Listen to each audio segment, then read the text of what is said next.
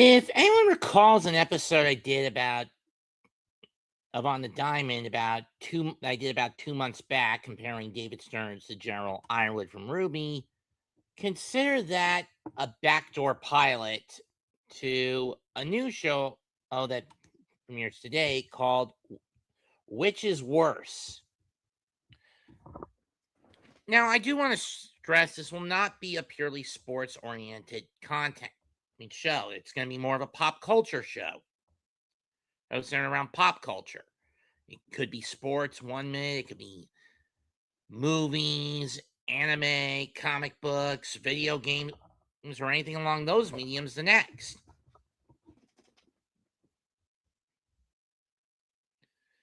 And this will be the only one of my shows I will not post on either the hardcore or Aboriginal sports networks.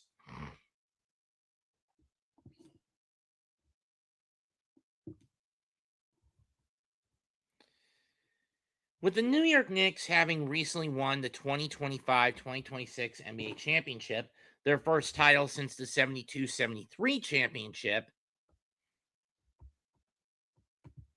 I want to look back at two of the most reviled executives and GM/presidents of basketball operations this team has had in the last 25 or so years. And you got to ask yourself, between the two of them, who was worse? On one side, you have Isaiah Thomas. On the one hand, you have Isaiah Thomas, a former two-time NBA champion player with the Pistons.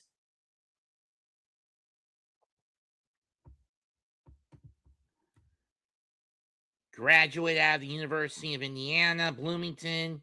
Just call Indiana University.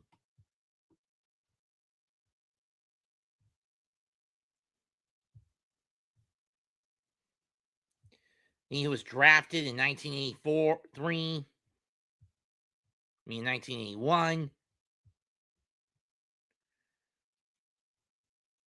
Had an abysmal career as a coach on both the pro and collegiate level.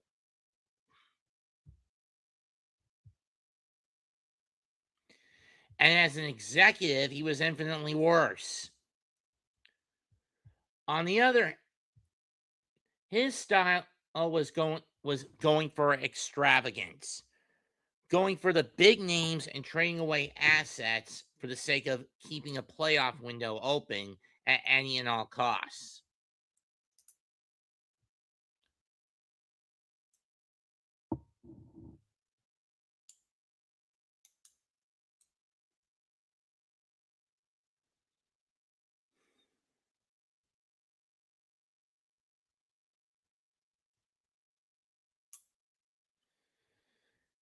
And his short-lived success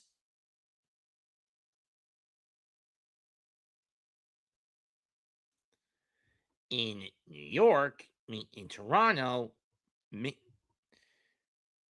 On the other side, you had Phil Jackson, a man who has won one ring as a player with the Knicks in 72-73 as a bench warmer, and then as a head coach won 11 world titles with the Bulls and the Lakers in two different stints on each side. But as an executive, what was his mentality? Trying to force fit a team that had evolved into an ISO pick and roll squad into a team that goes back to basics by committing to the triangle.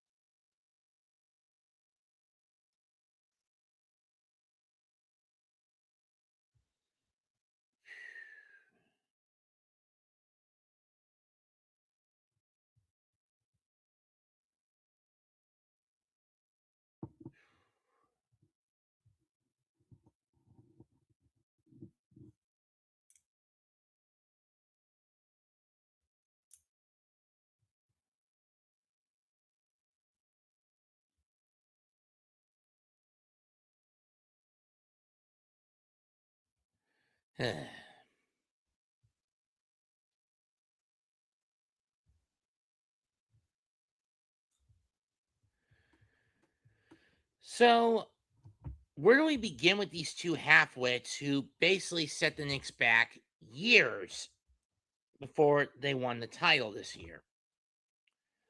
Well, let's start with Thomas, since he had the longer tenure from 2003 to 2009.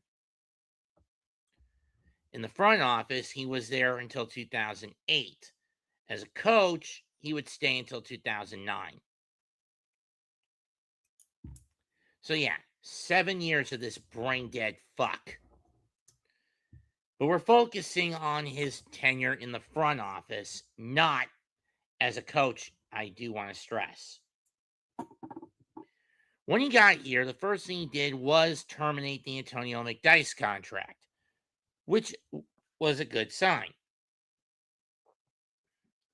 Then he got Stephon Marbury in a trade that chipped a few pieces in a huge wheel and deal trade.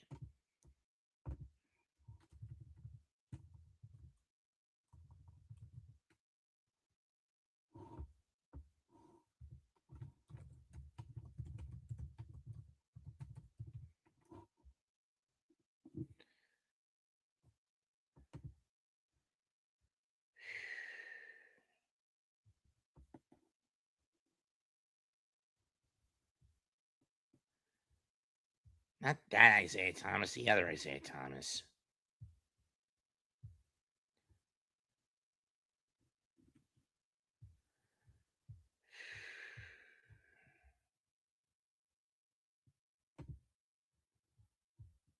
Let's run it down.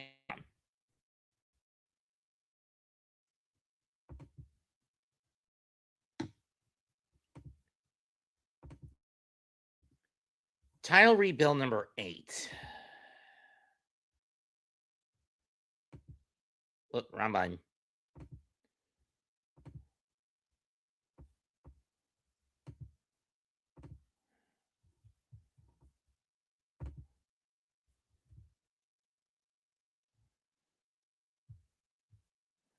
A 4-year period that saw shit that included, but was not limited to, signing Stephon Marbury, signing Eddie Curry, constant interference from the likes of James Dolan, the Jerome James fiasco, and of course, hiring Larry Brown. Basically, Isaiah was given the impossible task to turn over a roster that Scott Lane assembled that was old, athletic, under-talented, and overpaid, and way over the cap for years in the future. And only had one player that anyone wanted.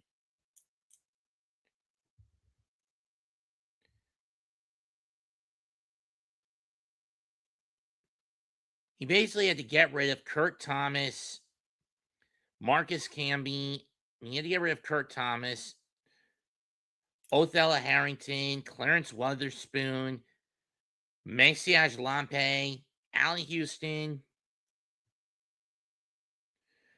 Charlie Ward, Shan Anderson, Howard Isley, and Allen Houston, all of whom had to be taken off the payroll. As Houston and Ward would never play another game, Anderson and Isley were heavily overpaid and under-talented, and everyone else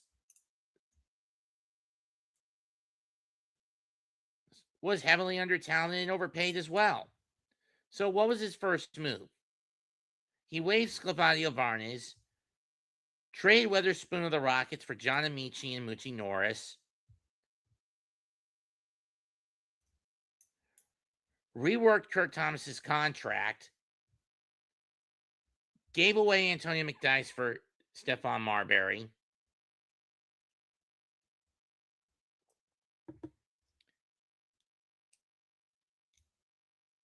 and ended up getting a second-round draft pick out of it, which later turned into Trevor Ariza.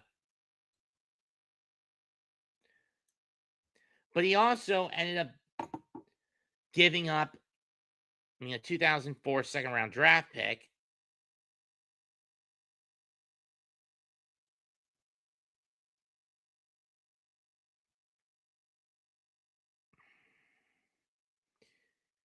But he also gave up a 2004 and 2010 first-round draft pick to get Stephon Marbury, Penny Hardaway, and Cesar Chabansky, the latter of which never really played a game. And who did those draft picks turn into? Oh, just Kirk Snyder. Not really much significance there. Or with the 04 pick. And with the 2010 pick, Gordon Hayward.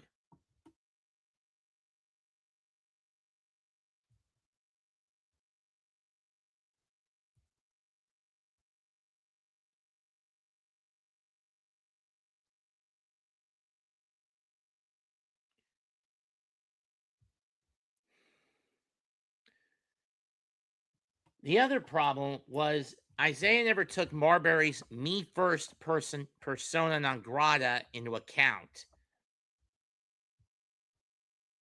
Not very team oriented. In 0506,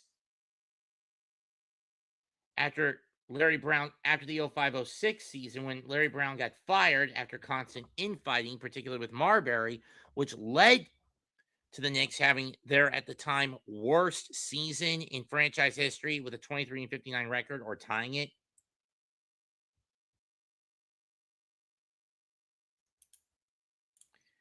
Instead of owning up to the mistake, while Isaiah tried to own up to this mistake and try to convince Marbury being a more passing-oriented point guard, Marbury doubled down on this advice and immediately quit taking shots.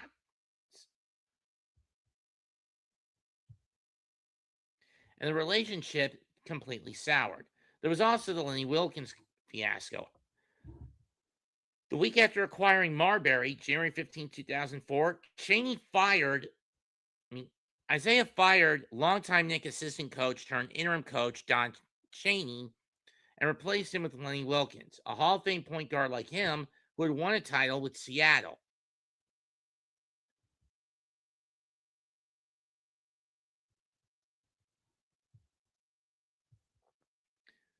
But prior to the hiring, the season before he got hired, Vince Carter said that Lenny Wilkens was, during his time in Toronto, I think, I quote, was in retirement mode. Appeared that way on the Knicks as Wilkens reportedly did not instill discipline in workouts or lay out team defenses.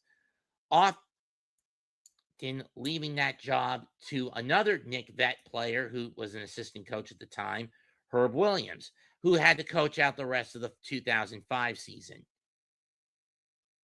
However, he was successful at first, taking over from when he took over.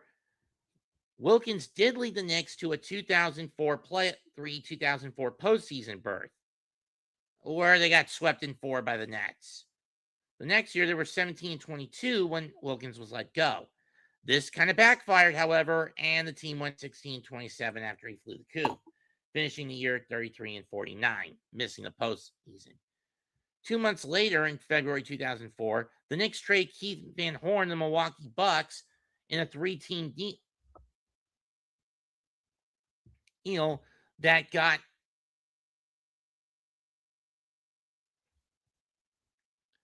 that sent Keith Van Horn, who was part of the trade that got Van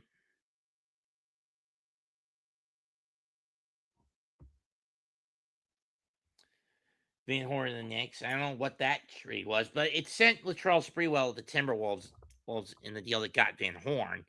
But in any case, Van Horn would get shipped out to Milwaukee for Tim Thomas, and the Knicks would get Nazir Muhammad from the Hawks, and the Hawks would get Joe Przybilla from Milwaukee. Joel Przybilla from Milwaukee. And Marbury was pissed. While it was a good trade, and granted, this is one of the few good trades Isaiah Thomas made. As Tim Thomas, at the time, 26, gave the Knicks a sense of athleticism and averaged around 16 points in his first year and then 12 in his second year, before he got traded for Eddie fucking Curry. Seriously? A month after that, in March of 2004, Isaiah got Vin Baker, at the time 32 years old, whose game had fallen off on a low-cost free agency, and reportedly had been dealing with alcoholism.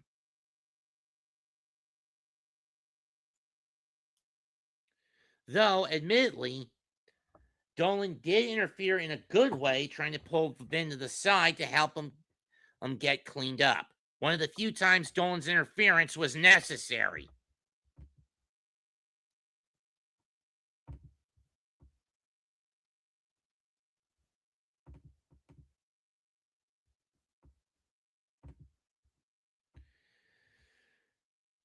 Having gotten rid of their number one pick, which ended up being 16 overall, to Utah for Snyder, Isaiah used their second round pick, which was pick number 43, to draft Trevor Ariza. A solid pickup. Unfortunately, he was forced to trade Ariza away by Larry Brown, a coach who, again, Isaiah did not want on the bench. And given the tension between the two of them, I can't blame Isaiah for that. That was Dolan sticking his nose where it didn't need to be again.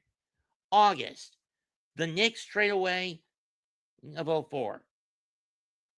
They trade away Othello Harrington, Cesare Trubinsky, Frank Williams, and Dikembe Mutombo for Jamal Crawford and Jerome Williams. The Crawford trade was good, but I did not like adding Jerome Williams to the mix. After 6 months, Isaiah had turned the Knicks roster from old and athletic to one that featured Marbury and Crawford in the backcourt, Ariza coming off the bench with Thomas and Muhammad, with the Thomases and Muhammad up front.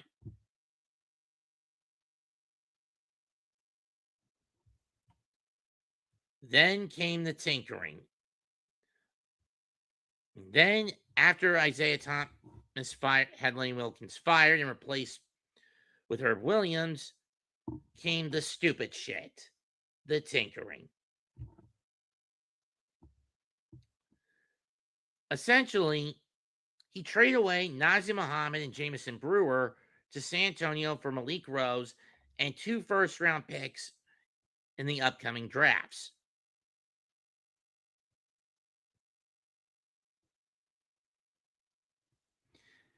Then he just gave up on Vin Baker and traded him along with Moochie Norris to the Rockets for a second-round pick. Along with a second-round pick that turned out to be Steve Novak, whom, if he had kept, he would have gotten soon. The Knicks would have gotten sooner than they did. For Maurice Taylor.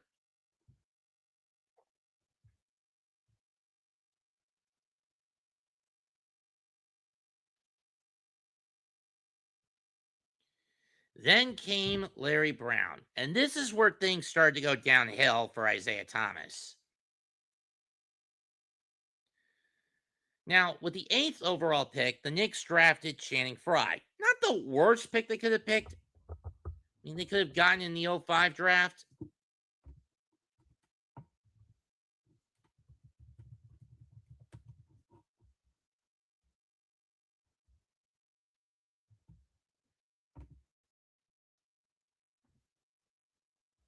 Because there were quite a few draft busts in that draft. Andrew Bogut,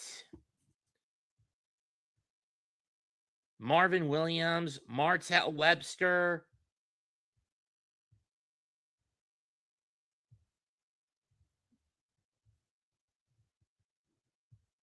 Julius Hodge. If anything, the Knicks could have just given up the draft pick as well as a couple of older pieces and moved up to get Chris Paul. So trade up with New Orleans to get Chris Paul. I don't know why they didn't. Emphasis on could have.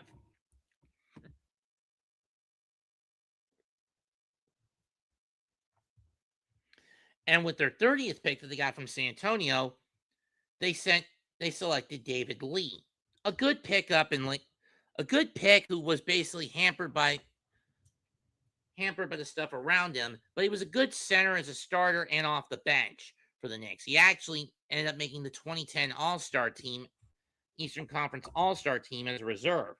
So it showed the kid had potential. Sadly, Lee would be let go after the 2010 season, and he would find success in Golden State as a solid bench piece. That same night, Isaiah Thomas traded away Dejon Thompson and Kirk Thomas to the Suns for Quinn Richardson and Nate Robinson. The latter of whom would end up becoming a three-time dunk champion for the Knicks.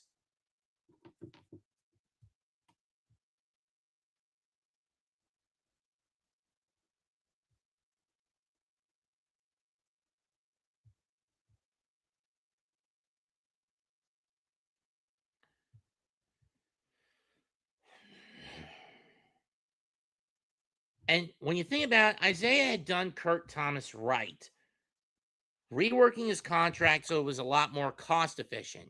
That when he let him go, it was on pretty amicable terms.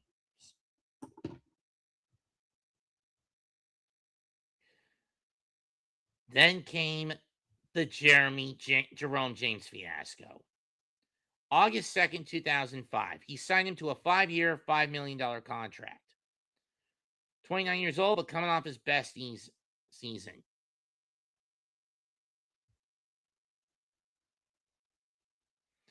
He never played to his potential, mostly due to knee and foot injuries. And when he did, he didn't play well.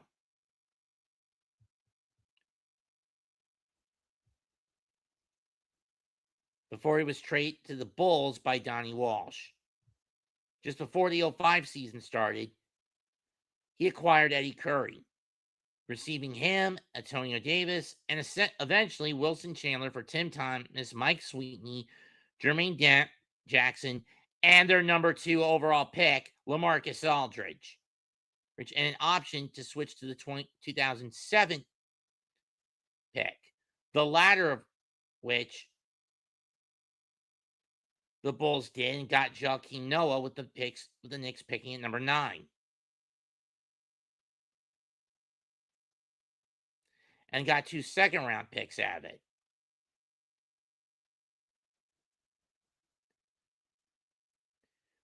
And the Bulls also got 2 second-round picks out of it. Kirlo Visenko, Euro junk, and John Brockman, draft bust. This was the other choice that was synonymous with the failures of Isaiah Thomas. Unfortunately,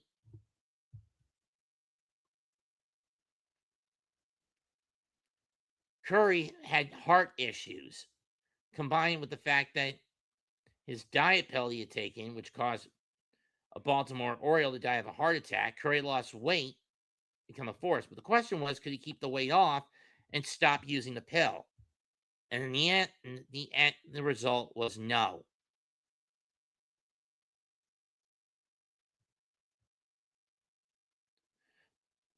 Then when Isaiah traded him away for Zach Randolph and traded to get Zach Randolph to play by his side, Curry was a shell of his former self.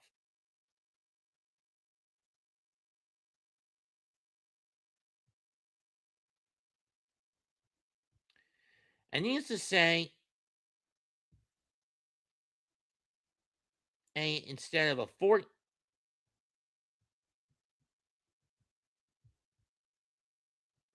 Curry would be a mid-first round pick. Instead, Brown had a horrific 23-win season. On top of it all, Chicago moved up with the Knicks pick in hand and selected from number 2. But they traded for Tyrus Thomas to San Antonio.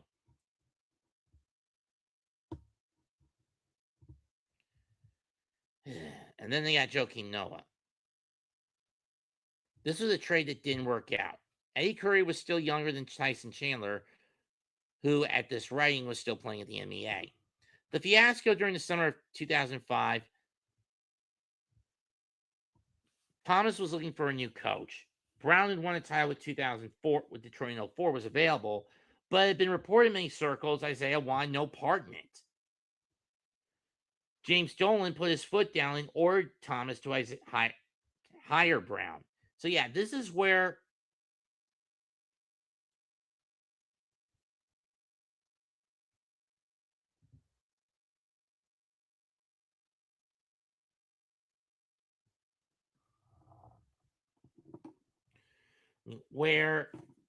Dolan was still sticking his nose where it didn't need to be and was causing all levels of chaos.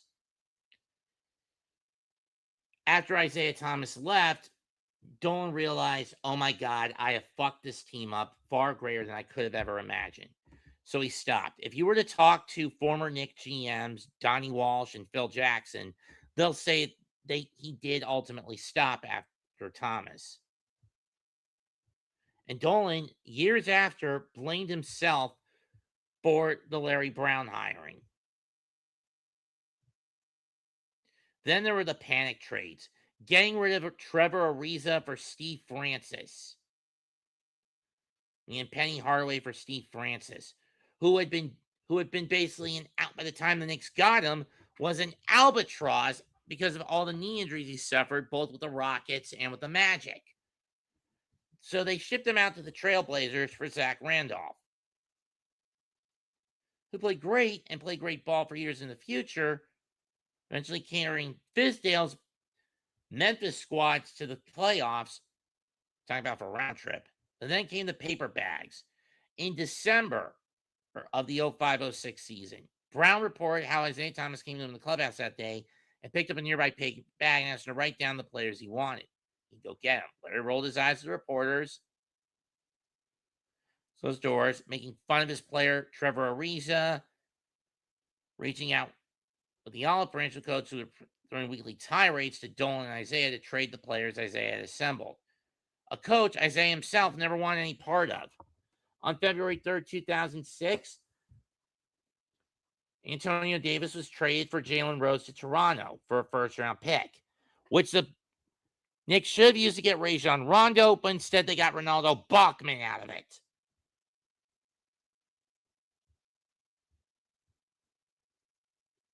The Knicks briefly went on a 7-game winning streak led by Marbury, but that was short-lived.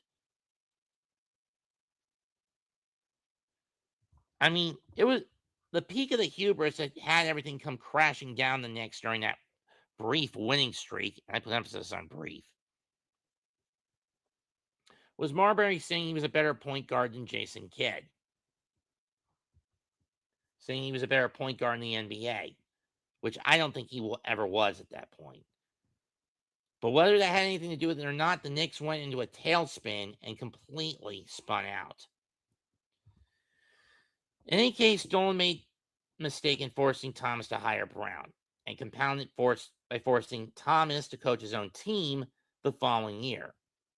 He should have been allowed to find a good coach, one that he wanted to coach his players, not one that Dolan would stick his nose into. Who would I have picked if I was in Isaiah's shoes?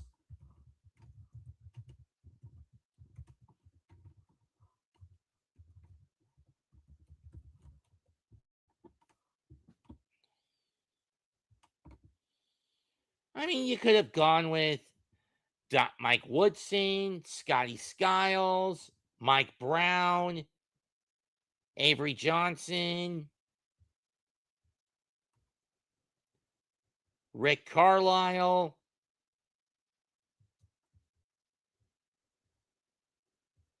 Byron Scott,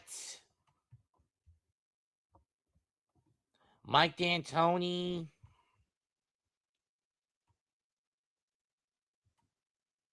Or if you're looking for some younger blood, Avery Johnson, Mike Montgomery, Mike Dunleavy, Mike Fratello, Dwayne Casey, Brian Hill, Nate McMillan at that point in time. And if awful coaching gets on my case on how despicably bad most of these guys are, I'm going off 2005, 2006 metrics, not current day metrics, you jackass. or even Eddie Jordan would have been a good fit.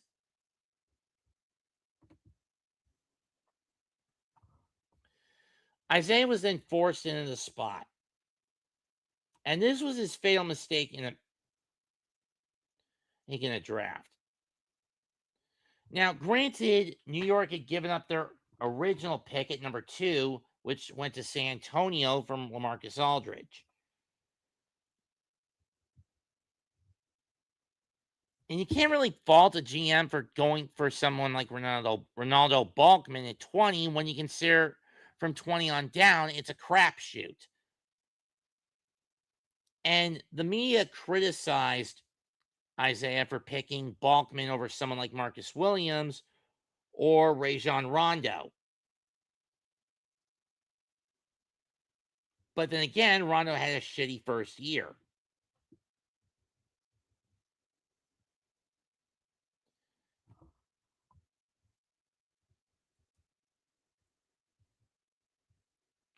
In August, he signed Jared Jeffries for defense and rebounding off the bench. In 06-07, the lineup was Eddie Curry, Channing Frye, David Lee, Jared Jeffries, Stephon Marbury, Jamal Crawford, Nate Robinson, and Quinn Richardson. On paper, seemed good. And the team did go a step up with a 33-49 record.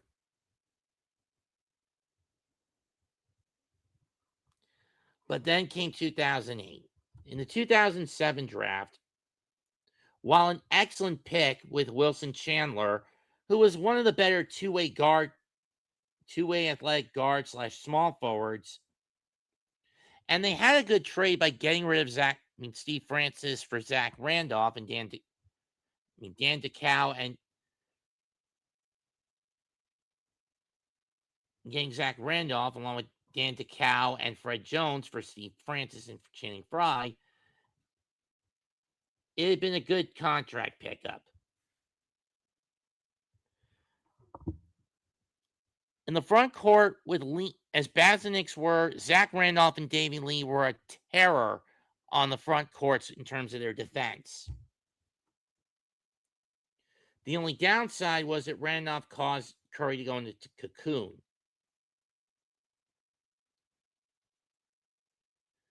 At the 2009-2010 season, when Donnie Walsh took over as GM, he got rid of Randolph to make cap room for LeBron, a move that didn't work in hindsight. The Anchoa Brown Sanders fiasco. This was where things get worse for Isaiah. He was accused of sexual harassment. First day on the job as GM, and the VP of marketing, Anuka Brown Sanders, sent Isaiah an email telling him not to make a trade without her approval. A year before Isaiah came into town, the Knicks had a female vice president of marketing that the players despised because she laid down rules that they didn't like, such as forcing them to wear suits when in public, traveling with the team, and forbidding them to trade off amongst themselves complimentary tickets to road games. Isaiah took the players' side in this, which culminated in a messy 3-year court case. In a messy court case 3 years later, or when MSG and Steve Mills, who originally hired Sanders, fired her for incompetence. And she filed a sexual harassment lawsuit against Isaiah. They didn't get along, only spending about 2.5 hours together in a room together for 3 years. And amongst the evidence that MSG presented of Sanders' incompetence was 2 weeks after the Eddie Curry trade, she authorized a massive billboard to be put up in front of the Garden for over $100,000 that pictures of all the players who had been traded in the Curry trade, which embarrassed the organization. In her defense, she said no one told her about the trade. This was curious, and everyone else in New York City and the NBA knew about the trade. What was the biggest trade of the summer. And Sanders was the VP of marketing for making $400,000 a year at the time, presumably enough to buy a newspaper. She had little knowledge of marketing budget meetings. She organized a counterinsurgency in MSG after finding out they were angling to fire her, asking workers to take her side. Isaiah tried to save her job in the last month by asking her to lunch as an olive branch so they could patch up differences. But Sanders took it as a date request, and therefore Isaiah was guilty of sexual harassment. They fired her after she refused the lunch request. Sanders said Isaiah not only asked her on the date, but previously called her names, including a bitch in the hallway. Feminist writer of the NY Post, Andrea Payaser, took Sanders' side, and Isaiah was trashed in the newspapers. But it had been reported before the trial, Brown, Sanders, and her husband had defrauded the Internal Revenue Service. Yeah, that doesn't paint a good light on you.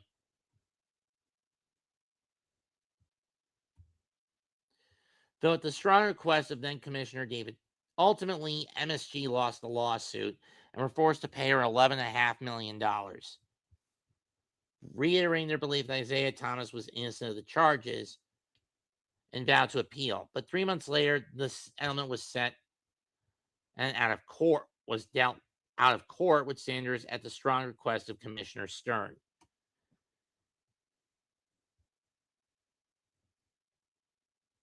On paper, the 07-08 squad looked like it could get to the playoffs, but in execution, it had become horrible. Marbury had revolted by this point.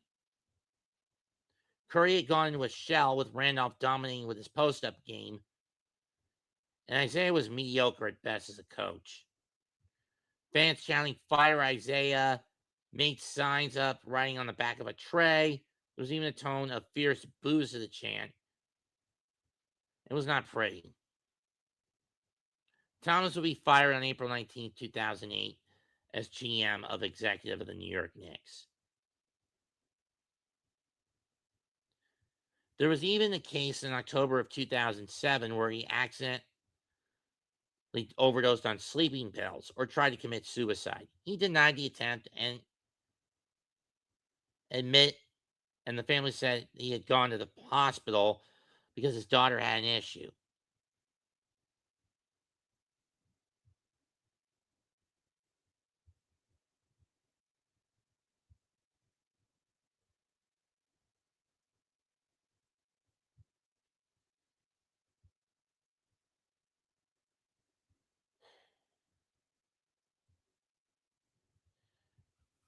Yeah. In long in the long and the short of it, you can argue Isaiah Thomas's tenure, high mess, basically boiled down to one factor on why he failed: the constant meddling of James Dolan and other front office controversies.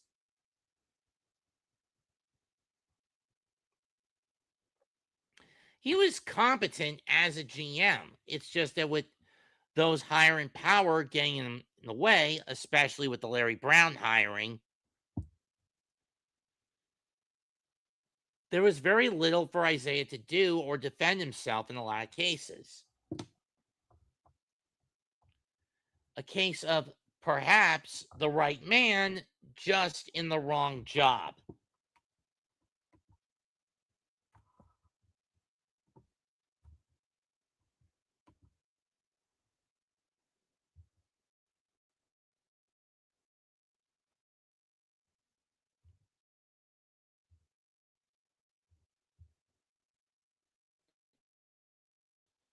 I'm not going to go into too much detail about Donnie Walsh.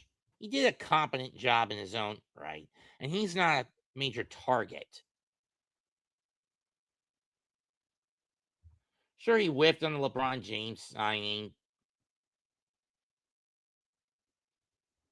but that was more on how bad the Knicks were at the time, not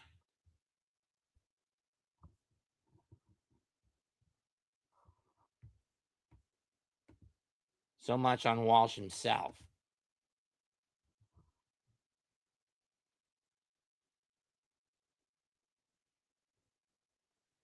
Then comes interim manager Glenn Grunwald, Ernie Grunwald's son.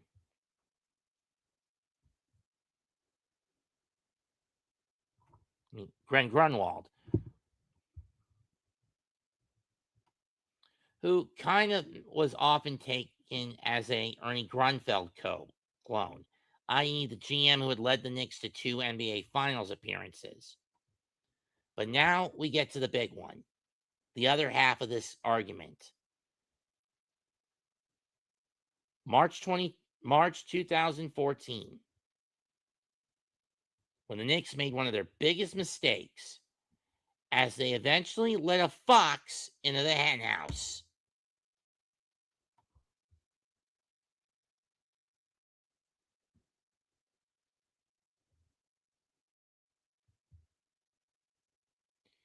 Phil Jackson was a nightmare.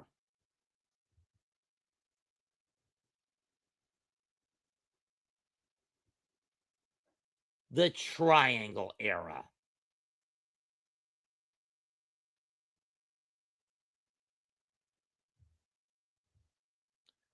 A month into his tirade, a month into his run,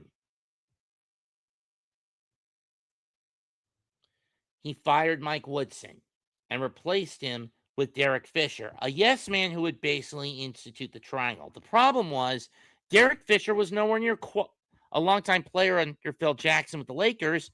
Fisher was nowhere near qualified to run as a coach. To operate as a coach. Then signed Carmelo Anthony to a 5-year, $124 million contract with a no trade clause attached to it.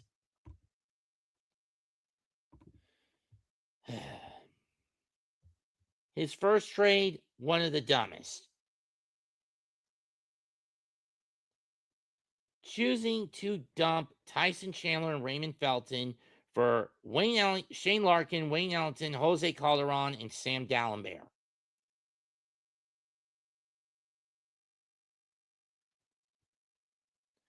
Bring in some character guys who could help bring us forward. Kiss my fucking ass. Drafting Kelly Anthony early in the second round of the 2014 draft. Most people didn't mind that initially, but there was someone you could have gotten. You could have gotten either Malcolm Brogdon or Nikola Jokic out of that draft. Provided the latter spent a year in Europe honing his craft, of course. Picked up Langston Galloway, but it was a horror show. The triangle proved too difficult for the players to implement. Melo couldn't do shooting off the catch, off a pass catch. He went back into his habits of dribble dancing before shooting. And Knick defense were poor, always getting smoked by other teams, and finished the year 1765, including a team record 16 losses in a row. And I was there for one of those losses against Charlotte in one of the worst games they played in January of 2015. He also made fun of several players. There's shipping out Amon Shumpert and J.R. Smith in a 3-team trade that got the Knicks Lou Edmondson, Alex Girk, and Lance Thomas, the latter of whom from Oklahoma City. In his offseason, he ditched Tim Hardaway Jr. for the 19th pick in the 2015 draft, which got them Jerry Grant.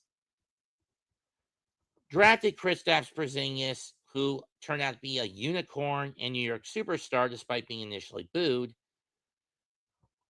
Then going on a signing spree of free agency claims with Robin Lopez, Aaron Aflalo, Derek Williams, and Kyle O'Quinn.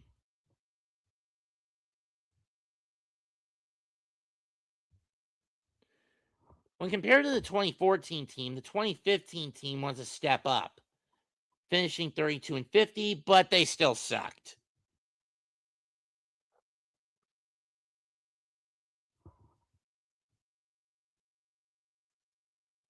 And coming into the new year, the Knicks were actually pretty average at 20-20. But after January 12th, it all went downhill. They ended up losing 30 of their final 42. The triangle made elusive, and the defense wasn't great. Fisher was fired after the Knicks went on a stretch where they lost 8 of 11 and was replaced by Kurt Rambis for the rest of the year. And from that point on, they'd only win 8 of their final 28. They would only go on to win 8 of their final 28. They only go on to win 9 of their final 28.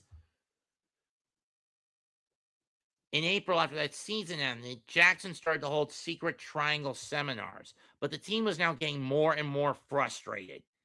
The Knicks then hired Jeff Hornacek and then traded Robin Lopez, Jerry Grant, and Jose Calderon to Chicago for Derrick Rose, Justin Holiday, and a second-round pick for that turned into Damian Dotson, who didn't get to play all that much during his 3 years with the Knicks.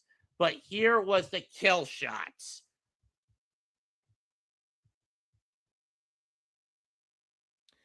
Taking a flyer for Brandon Jennings thinking he can make a comeback. He failed. Signing Sasha Vujacic, someone who's close to with during some of the LA Lakers. But here was the kill shot.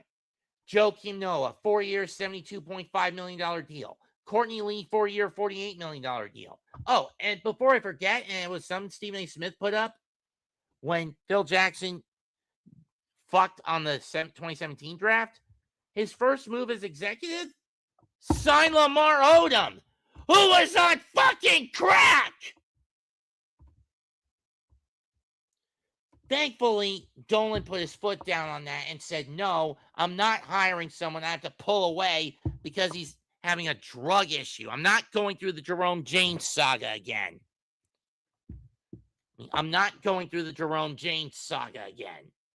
Thank God that may have been the only time Dolan put his foot down. I was more than willing to throw a bone at James Dolan for putting his foot down and saying no on that.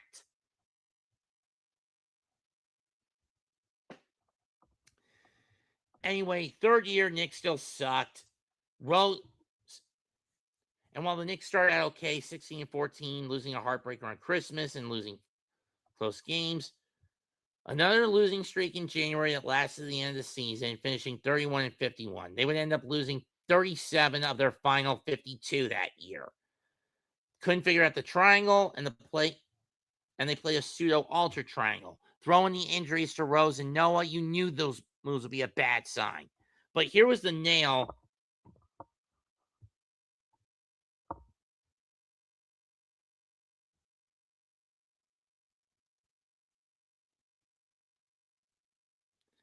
In Jackson's coffin. His constant blabbing and loose tongue, bad mouthing the players, cutting into them like swords and getting them more and more angry with him.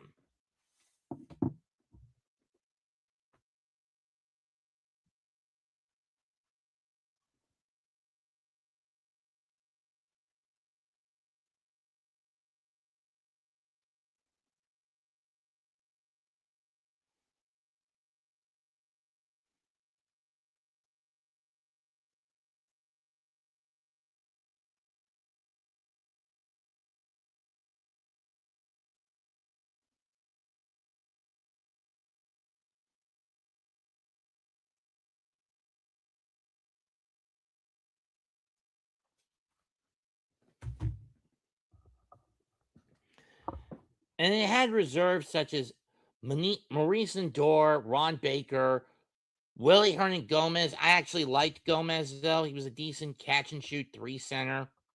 But ultimately, Porzingis became disenchanted. And when it was the way that both he and Melo got handled. And then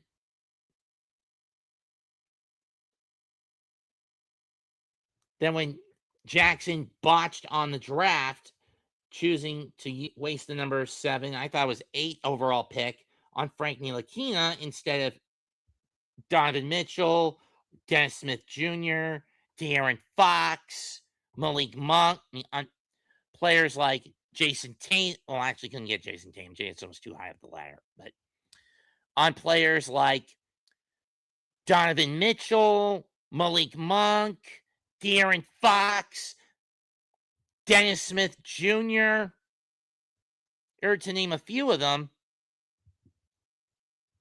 Let me see. Who was in that 2017 draft that Jackson screwed up on?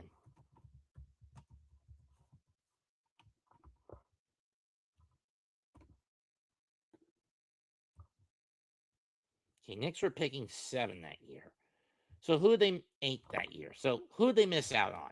They passed up, and Jackson passed up on Dennis Smith Jr., Zach Collins, Malik Monk, Luke Kennard, Donovan Mitchell, Bam Adebayo, John Collins, Jared Allen, OG Anunoby, Derek White, Josh Hart.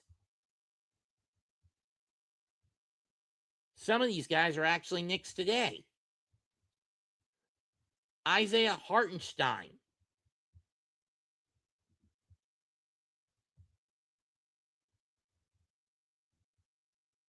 Or have been Knicks in the past.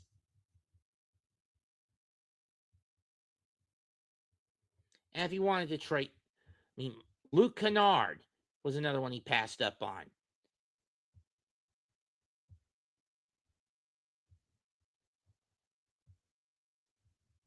Tony Bradley, Kyle Kuzma, he passed up on, which showed Jackson's incompetence with drafting. And then he began making attempts to trade Porzingis. This became the straw that broke the camel's back for Dolan. On June 28th, 2017, he finally fired him, and there was much rejoicing. But this was a guy who, much like Thomas, was even who you could argue, like Isaiah Thomas, was nowhere near qualified. But at least in Isaiah's defense, he had some experience doing the job in Toronto. Jackson, on the other hand, was an imbecile who was all talk and all bark and no bite. He could never find a coach to properly coach the triangle, which led to the Knicks having a bottom of the barrel offense and a shit heap defense.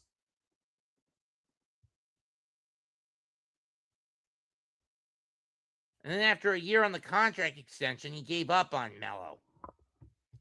Loda operating the triangle, insulted him and via his media hitman Charlie Roseman, which pissed off Porzingis. He then wanted to eat Melo's contract, tossing millions into the wind, took pot shot at Knicks players on Twitter and at press conferences.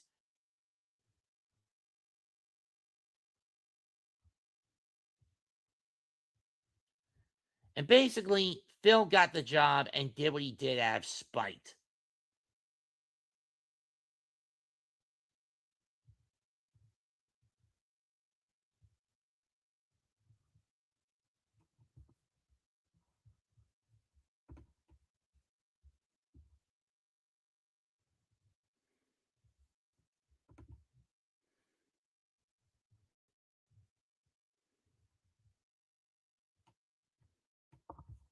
It wasn't until the 13th fucking rebuild that the Knicks finally got right under Leon Rose.